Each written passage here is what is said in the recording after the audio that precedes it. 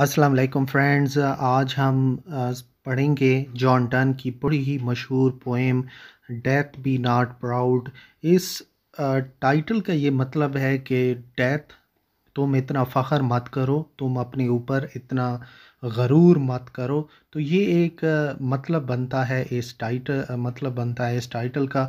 तो बड़ी ही खूबसूरत पोएम है और बड़ा ही एक डीप मैसेज है उन लोगों के लिए जो ये समझते हैं कि उनकी जो ज़िंदगी है इस दुनिया में वो हमेशा के लिए है, और जो लोग इस दुनिया को आखिरी जगह समझते हैं, जो ज़िंदगी में बहुत ज़्यादा इंजॉय कर रहे हैं, ज़िंदगी को बहुत ज़्यादा हल्का ले रहे हैं, ज़िंदगी को अ, एक वेस्ट कर रहे हैं, ये उन लोगों के लिए बहुत बड़ा मैसेज है इस पोएम के अंदर। तो चले हम स्टार्ट करते हैं इस पोएम को। तो पहली लाइन है, death B not proud though some have called thee mighty and dreadful for thou art not सो।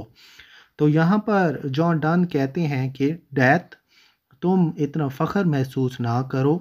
लोग जो हैं वो गलत हैं जो तुम्हें समझते हैं कि तुम एक बड़ी ही खौफनाक सी चीज़ हो। वो ये जॉन डन देखें मौत को कह रहे हैं कि लोग तुम्हें समझते हैं कि तुम काफ़ी ताकतवर हो, एक बड़ी खौफनाक सी चीज़ हो, तुम ऐसी हो नहीं। तो यहाँ पर दाऊ पुराने ज़मानों की लैंग्वेज है, दाऊ यू को कहते हैं, वाई ओ यू यू। और आर्ट पुराने ज़माने में, जो आजकल हम आर कहते हैं, ए आर ई, तो पुरानी लैंग्वेज में इसे आर्ट कहा जाता था। तो यहाँ पर डेथ को वो कह रहे हैं कि तुम्हें इतना फ़ख्र करने की ज़रूरत नहीं है, और लोग गलत हैं जो तुम्हें समझते हैं कि तुम एक बड़ी खौफनाक सी चीज़ हो, तुम कुछ भी नहीं हो। अच्छा, नेक्स्ट जॉन डन कहते हैं, for those whom thou think'st thou dost overthrow die not poor death not yet canst thou kill me. तो यहाँ वो कहते हैं कि डेथ समझती है, मौत समझती है कि उसके पास ताकत है लोगों को मारने की, लेकिन इसके पास कोई ताकत नहीं है। ओवरथ्रो का मतलब यहाँ पर है किल, किसी को मार डालना। एक जो अच्छा इंसान होता है वो ये समझता है कि ये जो मौत है या ज़िंदगी का जो इख्तिताम है ज़मीन के ऊपर, वो एक नई ज़िंदगी की शुरुआत है, और एक और दुनिया में उसकी एक नई ज़िंदगी शुरू होगी। तो एक जो अच्छा आदमी है, एक गुड पर्सन है, उसको हम बिल्कुल भी नहीं मार सकते। तो ये मतलब बनता है इन लाइंस का। तो नेक्स्ट अब हम देखते हैं कि इस पोएम में क्या लिखते हैं जॉन डन। यहाँ पर जो डोस्ट का वर्ड आया है, ये भी एक आर्चिक वर्ड है और इसका मतलब है डू, और दाऊ का मतलब फिर से यू है यहाँ पर। नेक्स्ट जॉन डन कहते हैं, from rest and sleep which but thy pictures be much pleasure then free from thee much more must flow. तो यहाँ पर जो जॉन डन है वो डेथ को कंपेयर कर रहे हैं स्लीप के साथ, रेस्ट के साथ। ये जो दो चीज़ें हैं हमें काफ़ी प्लेयर प्रोवाइड करते हैं, हमें काफ़ी सुकून प्रोवाइड करते हैं। रेस्ट और स्लीप जो है ये जॉन डन कहते हैं ये एक तस्वीर है मौत की। अगर रेस्ट और स्लीप हमें सुकून मुहैया करते हैं, तो जो मौत है वो भी हमें काफ़ी सुकून मुहैया करेगी।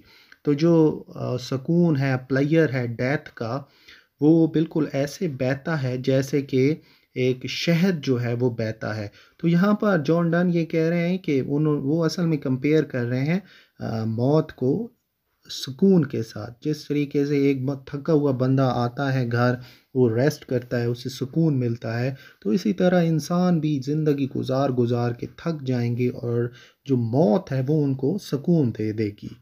नेक्स्ट हम ये देखें कि जो जॉन डन कहते हैं, and soonest our best men with thee do go rest of their bones and souls delivery. तो यहाँ पर जॉन डन फिर कहते हैं कि जो बेस्ट आदमी है वो मौत को फॉलो करता है सिर्फ इसलिए क्योंकि मौत के बाद एक और ज़िंदगी है, और वो और यही ख्याल हमारी जो बोन्स हैं, हमारी हड्डियां हैं, इन्हीं को सुकून मुहैया करते हैं और हमारी रूह को आज़ाद करा देते हैं ज़मीन के ऊपर जितनी भी तकलीफ़ें मौजूद हैं उनसे। यानी जॉन डन यहाँ आखिरी लाइंस में ये कह रहा है कि ज़िंदगी के ऊपर बड़ी बीमारियां हैं, बड़ी तकलीफ़ें हैं। हाँ, एक इंसान को चोट लगती है, उसे बड़ा दर्द होता है, तो जो जब मौत आती है ना, तो मौत इंसान को उस दर्द से निजात दे देती है। यानी इंसान जो है वो बड़ा ही जो दर्द महसूस कर रहा होता है, मौत आती है तो उस दर्द से भी इंसान को निजात मिल जाती है और एक अच्छे इंसान को पता है कि मौत के बाद ही मेरी असल ज़िंदगी जो है वो जो इटर्नल लाइफ है वो मेरी स्टार्ट होगी। नेक्स्ट लाइन्स हैं, thou art slave to fate, chance, kings and desperate men and those with poison, war and sickness dwell।